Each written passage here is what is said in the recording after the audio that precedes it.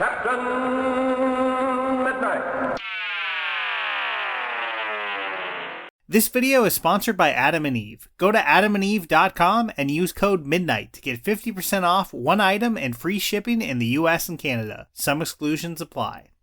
I loved It's Always Sunny in Philadelphia Season 17. Seriously, after a somewhat rough start in episode 1, I thought this season fluctuated from very good to excellent throughout. I had a great time with it, but there was one character this season that really stood out to me above any other. The Golden God himself, Dennis Reynolds. I am the Golden God! Be warned, this video will have a few spoilers for the season.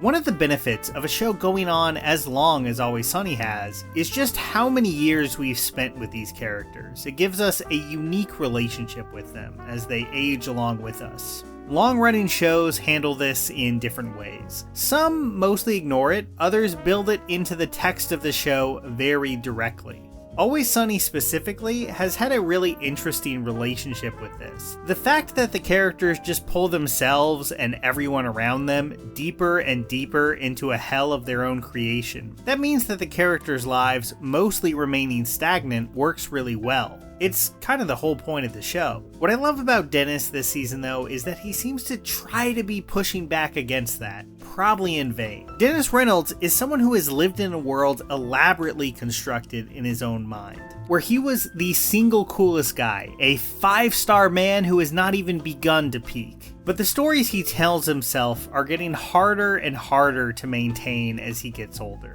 giving us one of the best episodes of Always Sunny in years. Before I get into it, I'm aiming for 750k subscribers this year, and you have all gone a long way towards making that happen. If you haven't subscribed yet, but often find yourself watching my videos, now could be the time. So, I know I mentioned having my issues with the first episode. I think unlike the rest of the season, it feels more like a series of sketches than a script that really hangs together as something cohesive. But I do think it does a good job of illustrating just how preoccupied these characters have become with feelings of being old. Now, this isn't new for the show. The gang has referenced their own aging a lot in the last few years. Dennis Takes a Mental Health Day from last season was even largely about how alienating Dennis finds the world of the 2020s to be. But I think it really takes center stage this year. I mean, this episode has the gang doing a new version of We Didn't Start the Fire with updated references, and having a collective meltdown about how the kids at the school don't remember 2001. Now, aging bothers all of them, but I think it especially grates on Dennis because he's the most attached to this story about himself that just is objectively not true anymore. Now, it didn't used to be this way. Years ago, it was clear that Mac was the one most caught up in self-delusion, about his sexuality, about his martial arts skills, and really anything that separated him from just being Patrick Swayze in Roadhouse. And while I don't think anyone would say Mac is in a healthy place in most recent seasons, he has made a lot of progress at making some peace with who he actually is. As incremental as character changes are on this show, I don't think you could do an episode like Mac Day now, where Mac was faced with his cousin who is just everything he claimed to want to be. Because while Mac does still want to be seen as a badass to some extent, he's far less attached to the lies that he used to tell himself. Dennis has had no such growth. He's also far more acutely aware of how others could perceive him than Mac is, and that combination is driving him kind of crazy in season 17.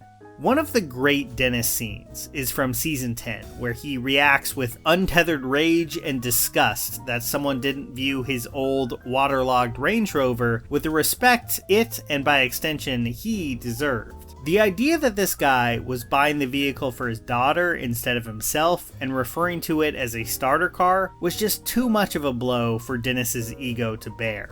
And he had to shoot it down immediately. It just did not fit within the narrative he tells about himself. But that was a decade ago.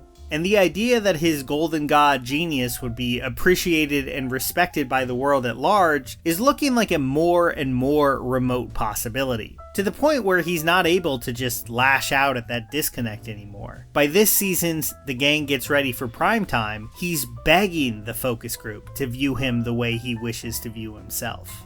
Glenn Howerton's monologue in that episode is truly incredible stuff. I could not stop thinking about it for the rest of the day after I saw it. Visually, Dennis, of course, looks insane. He's got so much facial tape pulling his skin back that he's ready to play an alien on 60 Star Trek. That and Charlie basically discovering that he wears a wig were great touches, as he fights a battle against aging that he just can't win. Honestly, this almost felt like a commentary on the cast itself, considering how much work they've obviously had done in the past few years. But this fits perfectly in character too, in a way that I don't think it really does for Mac. Then there's Dennis telling the audience what they need to understand, saying, "We are all classy men and women alike, but none more classy than me, refined and dignified, and not remotely abnormal in any way. I need you to see me as I am."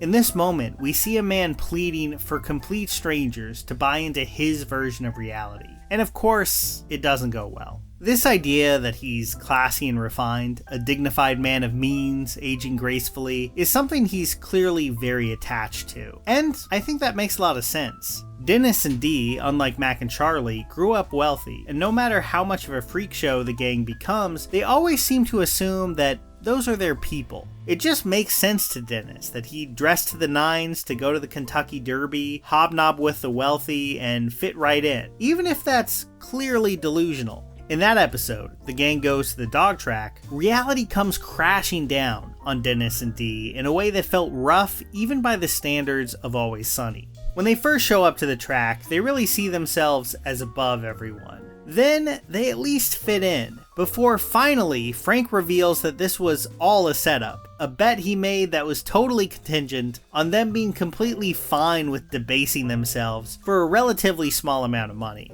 While Dennis spends the entire first half of the episode dressed up as the person he imagines himself as, Frank knows from the start who he really is. This was just brutal.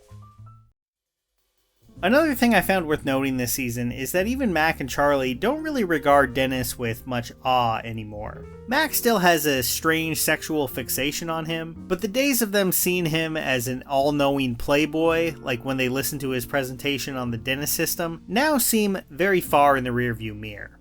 When he tries to reconnect with Tammy, the teen he almost took to prom in season 1, now decades older, she's disgusted by him. Literally smells so bad that she can barely stand to be in the same room as him. But also, she's just a lot more mature and responsible than he is. When he saves face by getting with her son's 19-year-old girlfriend instead, it's gross to just about everyone. Dennis hated it. Dee hated hearing about it. The teens got into a horrific car accident. It's misery and awfulness all the way down. Which brings us back to both Dennis's monologue and season 10, where Dennis embarrassed himself in front of the entire world, or at least in front of the daytime TV crowd, on Family Fight. Now that episode was a long time ago, and like any over-the-top sitcom, it's easy to laugh at Dennis's humiliating ending there and think things basically just reset after that. But now, 10 years later, Sunny has made it very clear that this has just been haunting Dennis, which does make perfect sense. The entire gang has embarrassed themselves over and over again, but rarely on such a large scale.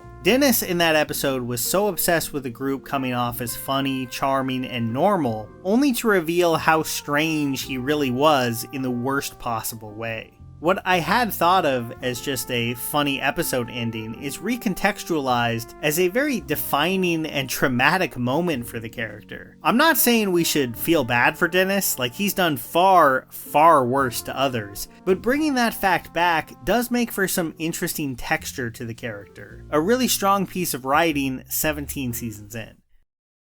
Dennis thinks of himself as a master of psychology and manipulation. His weird pickup artist stuff, his files on his friends, and methods to keep them in line. It's disturbing and clearly comes from someone who thinks of himself as above it all, the smartest guy in the room. But Dennis's most elaborate trick is not on Mac or Dee, it's on himself. The high school reunion episodes make it clear that Dennis, even back then, was not who he imagined himself to be. He always had a massively inflated ego and an unhinged opinion on how amazing everyone thinks he is. And for years, he's been able to protect that version of himself by retreating into the safe absurdity of the gang. But season 17 makes it clear that this just isn't working anymore. It shows us a character that has built his identity on delusions and knocks them down one by one.